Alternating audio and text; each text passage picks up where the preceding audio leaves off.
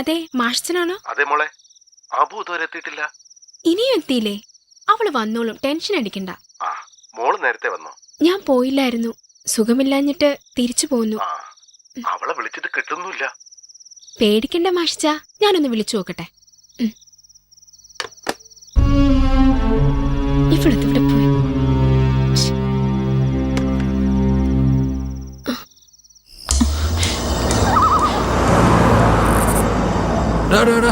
വണ്ടി നിർത്ത.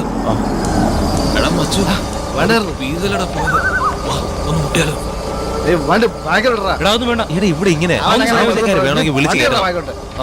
നിനക്ക് വേണ്ടെങ്കിൽ വേണ്ട, ഞാൻ അതിൽ മുട്ടാൻ വണ്ടി റിവേഴ്സ് എടുക്കണം.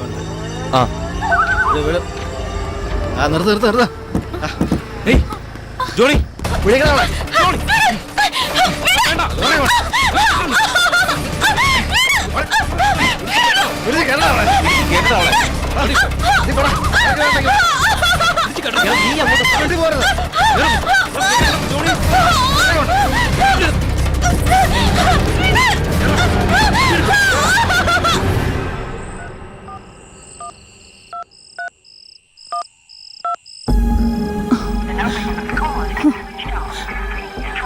മോളെ ഇതുവരെ കണ്ടില്ലല്ലോ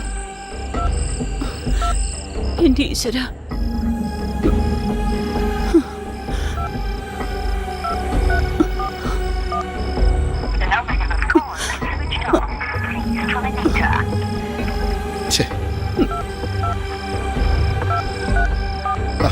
മാളുവിന്റെ ഫോണും സ്വിച്ച് ഓഫ് ആണ്. നിങ്ങൾ ആ ലാൻഡ് ഫോണിലോട്ടൊന്ന് വിളിച്ചേ.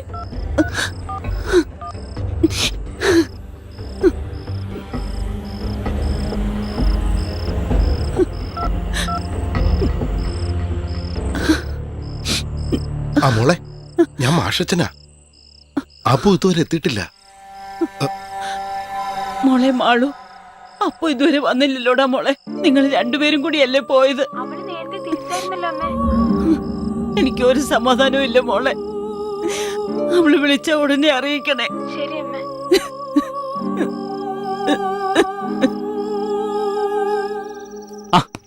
എടോ വക്കീലെ, ഞാൻ പറയുന്നൊന്ന് കേക്ക്.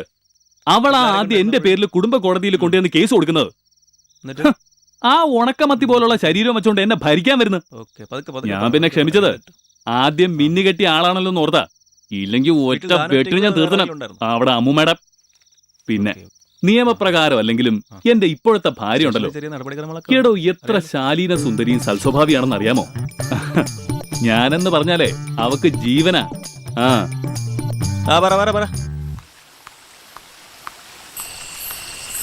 ഡാഡി, പോയിട്ട് വരാം. മോളെ രാത്രിയിൽ എങ്ങോട്ടാ? ഡാഡി, എനിക്കൊരു ആഡിന്റെ വർക്കുണ്ട്. നീ തനിച്ചു പോവോ? അല്ല ഡാഡി, എയ്സിയുടെ ഭാര്യ ലിസിയാന്റെ ഉണ്ട്. By daddy. സാർ, അത് വേണോ? ഒന്നുമില്ലാതെ അമ്മയില്ലാത്ത കുട്ടിയല്ലേ? ഇല്ലടോ, കുഴപ്പമില്ല. അവൾ എന്റെ മോളാ.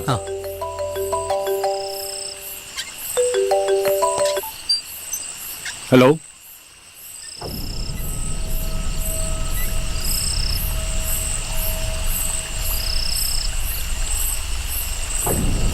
Okay sir.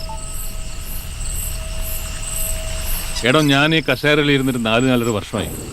അന്ന് മുതൽ കേൾക്കാൻ തുടങ്ങിയ ഒരു പേര്, എൻ്റെ മാറാത്ത തലവേദന.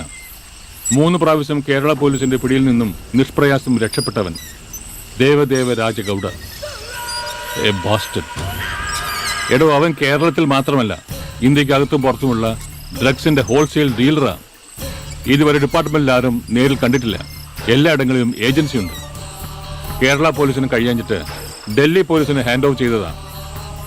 ഇന്നലെ രാത്രി 12 മണിക്ക് അവന്റെ പഞ്ചാബിലുള്ള ഡീലർ സിക്കന്ദർ സിംഗുമായി ഏറ്റുമുട്ടി ഡൽഹി പോലീസിലെ 2 IPS ഓഫീസർമാർ കൊല്ലപ്പെട്ടു.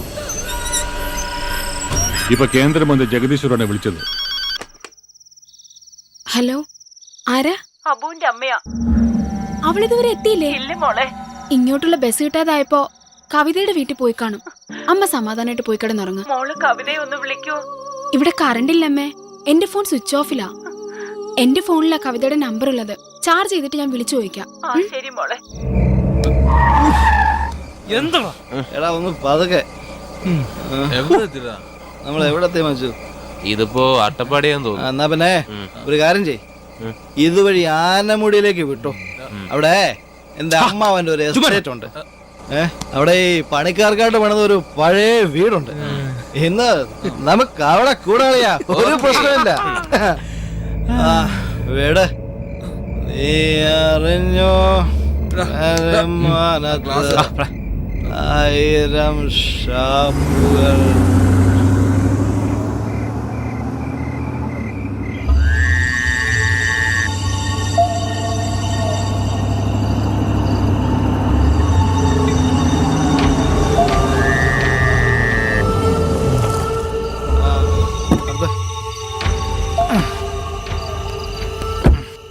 മജു അവിടെ ഇറക്ക്, ഞാൻ ലൈറ്റ് ഇട്ടിട്ട് വരാം.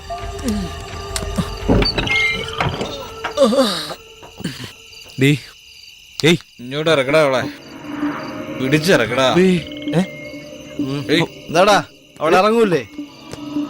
നമുക്കൊരു അനക്കൂല്ലല്ലോടാ. എന്താടാ അവള് ചത്തോ? എന്തിനാ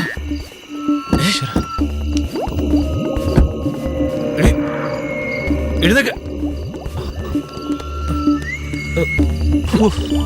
ഈശ്വര, ഇനി നമ്മൾ എന്ത് ചെയ്യും?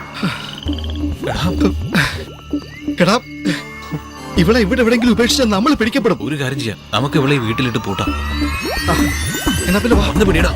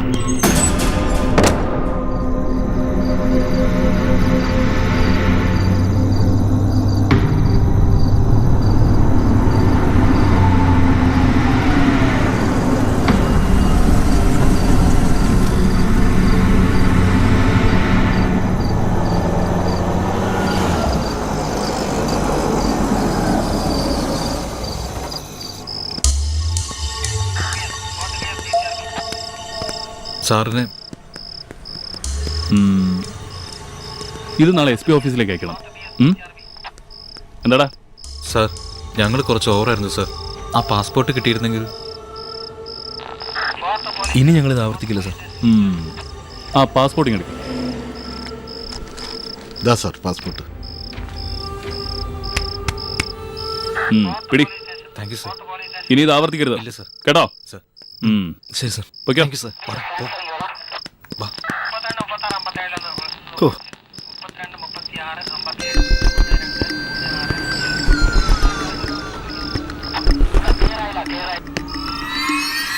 നിക്കേ.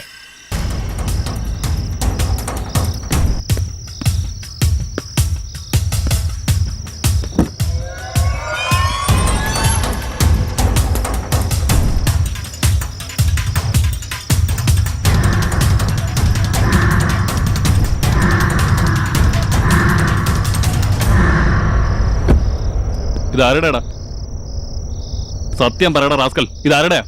സാർ, എന്റെ സിസ്റ്ററിന്റേതാ. സിസ്റ്ററിന്റെ. നിന്റെ സിസ്റ്ററിന്റെ പേരെന്താ? പേര് എന്താ? രാധിക. സത്യം പറയടാ റാസ്കൽ, പറയാൻ. Please please sir, please sir, എല്ലാം പറയാം. പ്ലീസ് ഞാൻ പറയാം. ഒരബദ്ധം please sir. Sir please sir, ഞങ്ങൾ സാർ പറഞ്ഞ എന്തുകൊണ്ട് ഞങ്ങൾ അനുസരിക്കാം. ഇല്ലെങ്കിൽ 4 കുടുംബങ്ങൾ ആത്മഹത്യ ചെയ്യേണ്ടി വരും sir. Please sir, please please sir, മനഃപൂർവ്വം ചെയ്തതല്ല, ഒരു അബദ്ധം പറ്റിപ്പോയതാ. രക്ഷിക്കണം സാർ.